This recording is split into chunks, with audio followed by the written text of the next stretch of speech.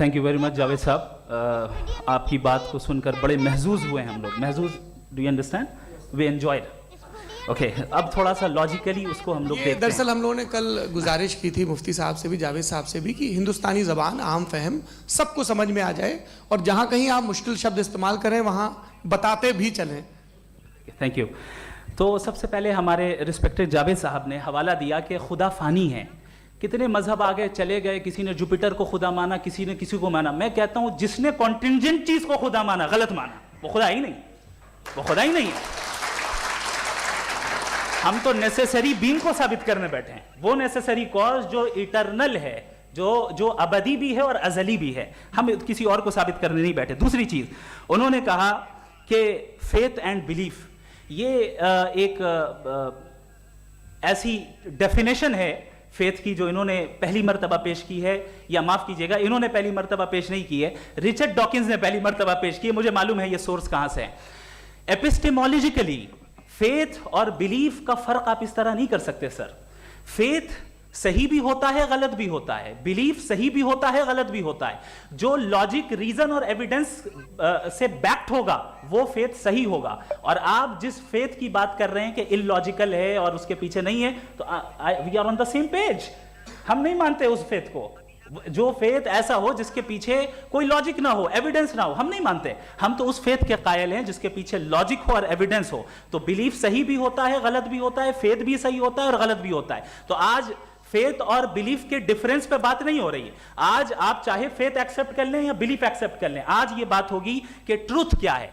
चाहे true belief सही है या ट्रू फेथ सही है, और फॉल्स फेथ क्या है और फॉल्स बिलीफ क्या है, बात इस पे हो रही है। दूसरी चीज इन्होंने पूछा, स्टुपिडिटी फिर क्या है? अगर फेथ रिलीजन स्टुपिडिटी नहीं है तो और क्या है? चूंकि फेथ का मुतालबा करते हैं तो स्टुपिडिटी क्या है?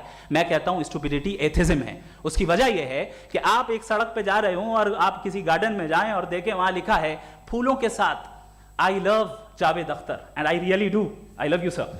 सो जब आप वहां पर पहुंचे तो वहां पहुंचकर अब ये बताएं, क्या आप ये कहेंगे वाह व्हाट अ नेचुरल सिलेक्शन?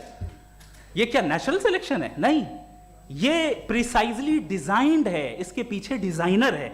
लिहाजा अगर कोई एक ऐसी कॉमन सेंस की बात को कबूल नहीं कर रहा है कि यूनिवर्स जो इतने प्रिसाइजली काम कर रहा है, हम कह दें कि खुद ब खुद बन गई, मैं समझता हूं इससे बड़ी स्टुपिडिटी और कुछ नहीं है। ये इर्रेशनल चीज है।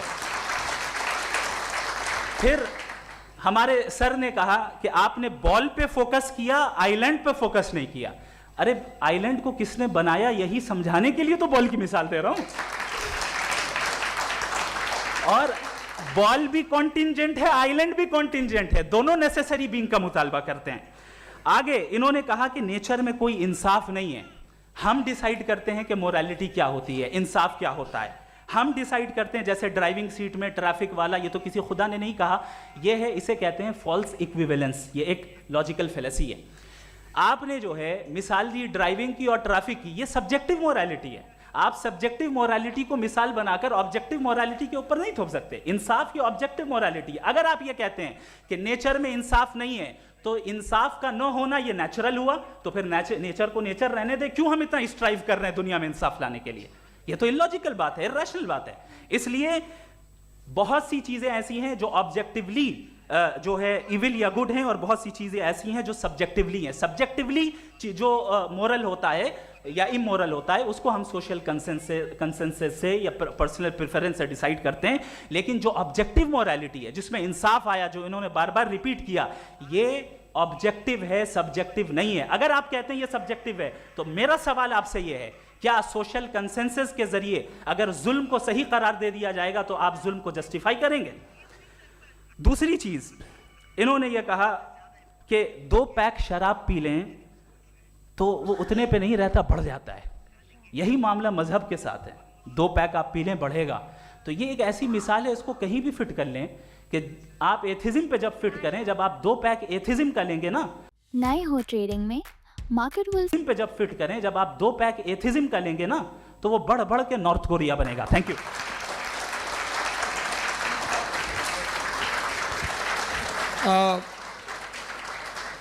फर्स्ट राउंड के रिबटल के लिए मैं जावेद साहब को इनवाइट कर रहा हूं। आपके पास 7 मिनट का वक्त है, रीसेट कर दीजिएगा प्लीज। मुझे इस बात की खुशी है कि मुफ्ती साहब ने भी मान लिया कि नेचर में कोई इंसाफ नहीं है। तो कोई भी चीज़ जो इंसान ने नहीं बनाई है उसमें इंसाफ नहीं होता। एक बात मैं आपसे अर्ज़ करूँ, ज़रा पता लगा लीजिएगा, ये जो आप बाग में जाते हैं बेहद खूबसूरत फूल देखते हैं ना, इनमें से कोई नेचुरल नहीं है। ये सारे फूल क्रॉस करके बनाए गए हैं। जो जंगल में फूल होते हैं नहायत मामूली होते हैं, ये फूल इंसानों ने बनाए हैं। जो आप बाग में देख के वाह वाह कहते हैं, ये इंसानों के बनाए हुए हैं। डिफरेंट फूलों को क्रॉस करके, डेवलप करके, फिर क्रॉस करके इस तरह से बनाए गए। नेचुरल फ्लावर नहीं। किसी जंगल वीरान में जाके आप गुलाब के फूल नहीं देखेंगे। ये सब बनाए हुए इंसान ने, बहुत से काम इंसान ने किए हैं। बाकी है कि आपने मेरी एक बात का जवाब नहीं दिया, जिससे मुझे शिकायत है कि फेथ क्या है और आप फेथ मांगते क्यों हैं मुझसे। आप तो लॉजिकल हैं, आपके पास तो सारे रैशनल हैं, आपके पास सारे सबूत हैं, तो आपको फेथ की डिमांड क्यों करते हैं कि भाई तुम सरेंडर कर दो और सवाल मत करो। कोई मजहब सारे सवाल करने की इजाज़त नहीं देता है और मना करता है कि ज़्यादा सवाल ना करो, बहक जाओगे तुम। आप क्यों रोकते हैं? हकीकत यह है कि इंसानी तारीख क्या है। इंसानी तारीख ये है कि दुनिया में दो तरह के लोग हुए हैं। एक वो जिन्होंने अपनी लाइल्मी की परस्तिश की है, दूसरे वो जिन्होंने अपनी इग्नोरेंस या लाइल्मी से झगड़ा किया है और मालूम किया है कि क्या है। ये जो आप कह रहे हैं, आज आप हैरान हैं कि भाई ये यूनिवर्स कैसे बनी। लोग हैरान थे कि सूरज डूबता है तो इधर से कैसे निकलता है। और आप एक कदम जाके हमेशा का मानने को तैयार है, एक कदम पीछे ही मान जाइए। भाई आप इसके बाद जाते हो, कहते सवाल ना करना कि ये कहाँ से आया, ये पावर तो हमेशा से हमेशा रहेगी। तो आप यूनिवर्स के बारे में मानने में क्या तकलीफ है? एक कदम पहले रुक जाइए। ये हमेशा से थी या नहीं थी हमें मालूम नहीं है। और ये कहना कि हमें मालूम नहीं है, कमाल ये है कि दुनिया के सारे मज़हब सब जानते हैं ये दुनिया कैसे बनी थी, कैसे मिटेगी, मरने के बाद क्या होगा, इनको सब इल्म है। इनको किसी को डायनासोर होते थे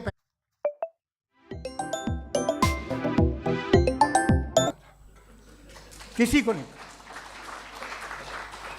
किसी भी दुनिया की मजहबी किताब में डायनासोर का जिक्र नहीं है।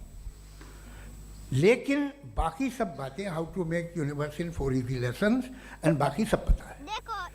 जिसको सब पता है वो करता है।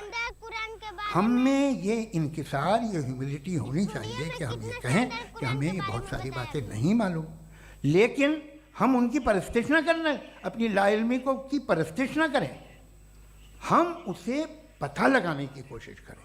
जिस दुनिया में आप बैठे हैं सर, ये हॉल जो है, ये इलेक्ट्रिसिटी जो है, ये माइक जो है, जिस हवाई जहाज से आप आए थे, वो जिस कार से आप यहाँ आए हैं, ये सब उन लोगों की बनाई हुई है जिन्होंने सवाल किए थे। ये दुनिया जिसमें आप आज आराम से हैं, ये उन लोगों की बनाई है कि जिन्होंने सवाल किए थे। और हर स्टेज पे इन सवालों को मकरूह कहा गया था, गलत कहा गया था। आप ज़रा तारीख पढ़िए, एक बड़ी दिलचस्प किताब है बर्ट्रैंड रसेल की, जिसमें उसने रिलीजन एंड साइंस कि कब से रिलीजन जो है साइंस के अगेंस्ट है। और हद तो ये है कि भाप के इंजन के खिलाफ थे, स्टीम इंजन के भी खिलाफ थे, और फतवे हुए उन पर, वेटिकन ने दिए। तो ये हमेशा, अभी जैसे ही ये राइट विंगर आते हैं अमेरिका में पावर में, तो वो जो अपना ये क्या बोलते हैं उसे, सीड क्या बोलते, सीड क्या जो, हाँ नहीं सीड जो होते हैं जिसपे आप जी नहीं भाई, वो जो ह्यूमन बॉडी के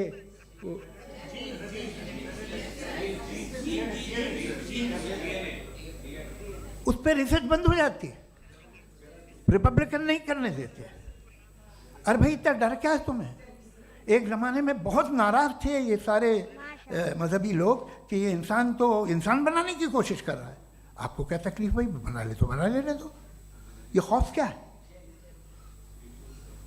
और ये सब आज जो आप कह रहे हैं नामुमकिन है, ये कैसे हुआ? मुझे एक किस्सा याद आता है। जब मैं छठी क्लास में था तो मैं मैथमेटिक्स में बहुत वीक था, तो एक टीचर रख दिया गया, उसने 1 2 3 4 5 6 7 तो सिखा दिया मुझे। वो दिन मैं भूल नहीं सकता हूँ मुफ्ती साहब, जिस दिन उसने ये बताया कि 1/2 क्या होता है और 3/4 क्या होता है, मुझे ऐसा लगा कि मेरा सर बीच से फट जाएगा। ये आदमी कह रहा है कि जो दीवार के अंदर जाओ वॉक करते हुए। आज हंसता हूँ मैं इस बात पे। तो आज जो बातें आपके जहन से बिल्कुल परे हैं और आप हैरान होते उन्हें देख के, एक वक्त आएगा कि मामूली लगेंगे। और हुआ है, आपकी इंसानी तारीख ही है। इतनी जल्दी सारे फैसले आप मत कर लीजिए, थोड़ा ये ह्यूमिलिटी रखिए कि भाई ये हमें नहीं मालूम। ये कहने में क्या है, ये यूनिवर्स कहाँ तक फैली, ये कब से है और कब तक रहेगी, हमें नहीं मालूम। आपने फैसला कर लिया कब बनी, ये आपके हिसाब से कोई 14 बिलियन ईयर्स बनी जो समझा जाता है। उससे पहले हजारों करोड़ों अरबों साल तक खुदा बैठा क्या कर रहा था? खामोश बैठा था, ऐसे ही जमाइयाँ ले रहा था। फिर उसे आइडिया आया, यार एक काम करते, वक्त अच्छा गुजर जाएगा, यूनिवर्स बनाते। सोचिए, वो तो हमेशा से है ना, मगर यूनिवर्स हमेशा से नहीं है, ये तो बनाई गई है। और उससे पहले क्या था, इनका क्या काम था? कैसी बात है, ये बड़ा आसान है। जो बात हमें आज धीरे धीरे पता चली है, बरसों 2000 और 2500 साल पहले आपको किसी ने बता दिया कि क्या था, आप मान गए, और तब से वही मान रहे हैं जो 2500 साल पहले कहा गया था। सब कुछ बदल गया है, सॉल्व हो रही हैं चीज़ें। अभी साइंस बिल्कुल दावा नहीं करती, या कोई फिलोसफर ये दावा नहीं करता कि हमें सब मालूम, बल्कि वो कहता है कि हमें जितना मालूम होता है उससे ये मालूम होता है कि हमें कितना कम मालूम। तो हम अपनी जहालत से लड़े, उसकी परस्तिश ना करें। जी, टाइम है। Thank you so much. मैं तर्कों की श्रृंखला में राउंड 2 के लिए मुफ्ती साहब को आमंत्रित कर रहा हूँ। आपके पास एक बार फिर से 7 मिनट का वक्त है। शुक्रिया। जनाब जावेद अख्तर साहब कई मर्तबा दोहरा रहे हैं कि फ़ेथ का मतलब बताइए, फ़ेथ का मतलब बताइए। मैंने बता दिया, फ़ेथ सही भी होता है, गलत भी होता है। और आज हम फ़ेथ पे बात नहीं कर रहे, हम ट्रुथ और डज गॉड एग्जिस्ट पे बात कर रहे हैं। क्या डज गॉड एग्जिस्ट, ये ट्रुथ यानी गॉड है या नहीं है, इसमें से दोनों ट्रुथ क्या है। अब आप उसे फेथ कह लें, बिलीफ कह लें, नॉट माई बिजनेस। उसके बाद आपने कहा कि भाई सवाल करने से मजहब रोकता है। मैं कहता हूं जो रोकता है वो रोकता होगा, मैं नहीं रोकता, बल्कि सवाल करें, सवाल करना चाहिए। सवाल कर करके तो हम आगे बढ़ते हैं, तरक्की करते हैं, और इसीलिए मैं आज यहाँ पे आया हूँ। लेकिन सवाल सिर्फ खुदा से नहीं होगा, आपसे भी होगा। सवाल एथिज्म से भी होगा, सवाल सिर्फ मजहब से नहीं होगा, सबसे होगा। और आज मैं सवाल करूंगा और उम्मीद है कि आप जवाब देंगे। अभी तक आपने वैसे कॉन्टिंजेंसी आर्गुमेंट का कोई जवाब नहीं दिया। चलें, आपने कहा यूनिवर्स के बारे में इटर्नल क्यों नहीं बोल देते। ये चूंकि लॉजिकली पॉसिबल ही नहीं है कि यूनिवर्स इटर्नल हो। यूनिवर्स एक कॉन्टिंजेंट चीज है जो टाइम एंड स्पेस के पाबंद है, टाइम एंड स्पेस से बाउंड है। जो टाइम एंड स्पेस से बाउंड होगा वो कॉन्टिंजेंट होगा, जो कॉन्टिंजेंट होगा वो उसकी बिगिनिंग हुई होगी, जिसकी बिगिनिंग हुई होगी वो इटर्नल नहीं हो सकता। ये तो कॉमन सी बात है। आपने कहा कि किसी मजहबी किताब में डायनासोर का जिक्र नहीं है। अफसोस कि आज तक किसी मैथमेटिक्स के किताब में मुझे डायनासोर का जिक्र नहीं मिला। तो इसका मतलब मैथमेटिक्स की किताब बेकार है? नहीं, उसका वो टॉपिक नहीं है। रेवलेशन का और मजहबी किताबों का टॉपिक ये नहीं है कि आपको आके बताए साइकिल कैसे बनाते हैं, या आकर ये बताएं कि जो है डायनासोर कब था। वो तो मोरालिटी सिखाने आया है, गॉड के बारे में बताने आया, नॉन फिजिकल रियलिटी की हकीकत को सिखाने के लिए आया। रिलीजियन साइंस को रोकता है? नहीं रोकता। अगर रोकता है तो गलत करता है। रिलीजियन साइंटिज्म को रोकता है, जिसमें हमारे जावेद साहब मुब्तला हैं। साइंस और साइंटिज्म में फर्क है। साइंटिज्म यह है कि आप समझें कि साइंस और साइंटिफिक मेथोडोलॉजी ये नॉलेज को हासिल करने का वाहिद सोर्स ऑफ नॉलेज है। यह है साइंटिज्म। हम इसे रिजेक्ट करते हैं। हम साइंस को तो तरक्की करते हैं। भाई आप हमारी पूरी तारीख कर लें, पढ़ लें तो आपको पता चल जाएगा। बहरहाल ये अलग टॉपिक है। उसके बाद इन्होंने एक लफ्ज़ कहा, वेटिकन ने फतवा दिया। वेटिकन का फतवे से कोई ताल्लुक नहीं है, दोनों कॉन्ट्राडिक्टरी अल्फाज हैं। उसके बाद उन्होंने कहा कि भाई हमें नहीं मालूम। अगर नहीं मालूम तो क्लियरली कह देना कि नहीं मालूम है, इसमें क्या हरज है। तो वही तो मैं कह रहा हूं ना कि आप कह दें कि नहीं मालूम, लेकिन क्लेम क्यों कर रहे हैं कि गॉड एग्जिस्ट नहीं कर रहा है। आप कह दे नहीं मालूम है, हो सकता है हो सकता ना हो, लेकिन आप क्लेम कर रहे हैं। The moment you say God does not exist, this is a claim, and now the burden of proof is upon you too, जैसे हमारे ऊपर है। और क्यों है मैं बताता हूं, क्यों है ये भी मैं बताता हूं। फिलोसॉफिकली जो क्लेम होता है ना, सिर्फ ये नहीं होता कि इंसान कहे पॉजिटिव क्लेम करे और नेगेटिव क्लेम करे तो बर्डन ऑफ प्रूफ नहीं है। आप मिसाल के तौर पे मैं कहूं कि फुला उस कमरे में कोई नहीं है, मैंने एक नॉलेज का क्लेम किया है, उस कमरे में कोई नहीं है, मैंने एक नॉलेज का क्लेम किया। या तो मैं कहूं मुझे नहीं पता, हो भी सकता है नहीं भी हो सकता है, this is not a claim. लेकिन जब मैं कह रहा हूं कि वहां कोई नहीं है या मैं कह रहा हूं वहां कोई है, दोनों क्लेम है और दोनों के ऊपर बर्डन ऑफ प्रूफ है। हमारे ऊपर भी बर्डन ऑफ प्रूफ है, मैंने कंटिजेंसी आर्ग्यूमेंट दिया, इसे तोड़कर दिखाइए। हेलो दोस्तों, नमस्कार। मैं आज आखिरी चीज, इन्होंने कहा कि खुदा दुनिया बनाने से पहले 150 साल पहले या करोड़ों साल पहले क्या कर रहा था। अरे हजरत, चलें, बहरहाल मैं जवाब दे देता हूं, आप हमारे रिस्पेक्टेड पर्सनालिटी हैं, अगर आप नहीं होते तो मैं ऐसे एंटरटेन ही नहीं करता। टाइम, ये 100 साल पहले या 100 साल बाद, पहले बाद में अभी, ये वो अल्फाज हैं जिनका ताल्लुक टाइम से है। टाइम शुरू ही हुआ है यूनिवर्स की बिगिनिंग के बाद, तो उसके पहले खुदा क्या कर रहा था, सवाल इलॉजिकल है, ये फेलेसी है। यानी आप ये कह रहे हैं कि यूनिवर्स के बनने से पहले खुदा क्या कर रहा था, टाइम के बनने से पहले, पहले का ताल्लुक टाइम से, टाइम उस वक्त था ही नहीं, तो ये सवाल ही इनवैलिड है खुदा के ताल्लुक से। दूसरी चीज, आर्ग्यूमेंट ऑफ कंटिजेंसी जो मैंने आपके सामने पेश की है, आपने बार बार ये प्रूफ किया और ये कह रहे हैं कि गॉड ऑफ गैप्स। देखिए, पहले नहीं मालूम था, साइंस ने कर दिया। सिंपल्स की मिसाल से मैं समझा देता हूं। जिस गैप्स की आप बात कर रहे हैं ना, साइंस उन गैप्स को जिन चीज के जरिए भी प्रूव करेगा वो कॉन्टिंजेंट ही होगा, अब चाहे वो फोर्स हो, मैटर हो या एनर्जी हो। लिहाजा सवाल हमारा उस वक्त भी वैलिड होगा जब तक कि आप नेसेसरी बीइंग पे ना आ जाएं, और इन्फिनिट रिगरेस पॉसिबल नहीं है of causes in practical world, तो जाहिर है कहीं रुकना पड़ेगा, जहां रुकेंगे वही खुदा है। दूसरी चीज, आपने ये कहा, क्या कह रहा था मैं, किस पॉइंट को? What? Oh no, after that, just now. हाँ, जहां रुकेंगे वही खुदा है। बहरहाल, तो टाइम का जिक्र हो गया, गॉड ऑफ गैप, सॉरी, या इसकी एक मिसाल आप ले लें। एक कार है, एक साहब ने देखा कि भाई कार जो है उसके व्हील्स कितने अच्छे लगे हुए हैं सही जगह पे, स्टीयरिंग जो है कितने अच्छे जगह पे लगी हुई, और सीट्स कितने वेल डिजाइंड है, कितनी प्रिसाइजली ये कार काम कर रही है। तो जरूर कोई ना कोई इसे क्रिएट किया है, किसी ने क्रिएट किया है। अब जावेद साहब आए और कहे, अरे जनाब बोनेट खोलिए, इसमें इंजन है, इंजन इस कार को चला रहा है, hence prove no one has created the car. This is illogical, this is irrational. आपने इंजन के जरिए उस गैप को तो साबित किया, लेकिन क्या उससे कार की जो क्रिएशन है और उसका जो क्रिएटर है ये इम्पॉसिबल हो जाए, ऐसा पॉसिबल है? उसका सवाल खत्म हो जाए, ऐसा पॉसिबल है? नहीं। आपने गैप्स को फिल करके, कॉन्टिंजेंट चीजों से गैप्स को फिल करके हमारे ऑब्जर्वेशन को और ब्रॉड कर दिया।